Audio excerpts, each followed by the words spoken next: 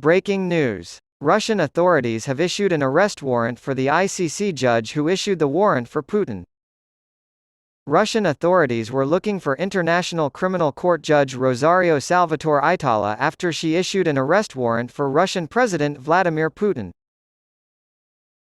The official Russian news agency RIA Novosti was the original source.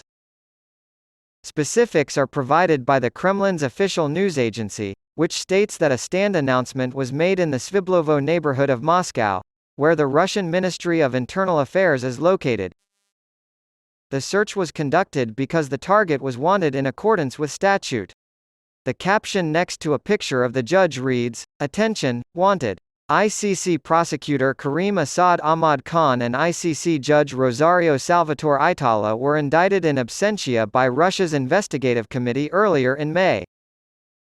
Background.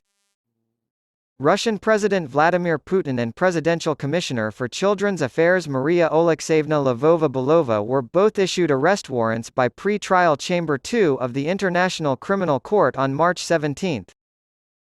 All ICC member states are required by law to arrest and surrender Russian President Vladimir Putin on suspicion of crimes against humanity. If Russian President Vladimir Putin sets foot in Germany, Justice Minister Marco Buschmann has promised to carry out an arrest warrant.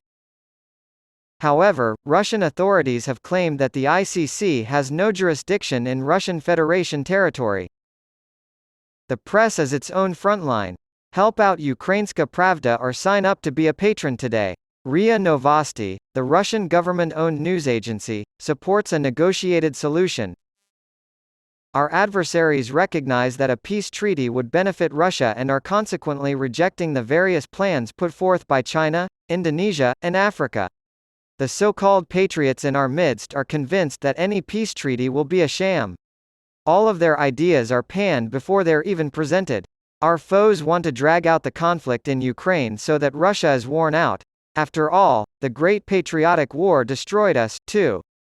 Most of our patriotic supporters want us to keep fighting until we reach the Polish border. Let's be practical, though. Nikolai Mitrokhin, a political scientist, interprets RIA Novosti's Facebook posts as signaling a shift in policy direction within the Russian government. A few months ago, editor-in-chief of the Russian state broadcaster RT Margarita Simonyan also voiced the idea of a buy-off. That is, the Russian government may be contemplating a peace deal in which Ukraine is compensated for any territory it occupies in exchange for an end to the conflict. From what we can tell, Putin, or a powerful faction within the Russian political leadership with which Simonyan and the RIA Novosti author align themselves, is opposed to any further major Russian casualties. But he is not willing to give up what he has conquered, so he is plotting something akin to paying blood money. The Kremlin is contemplating acquiring Ukrainian land.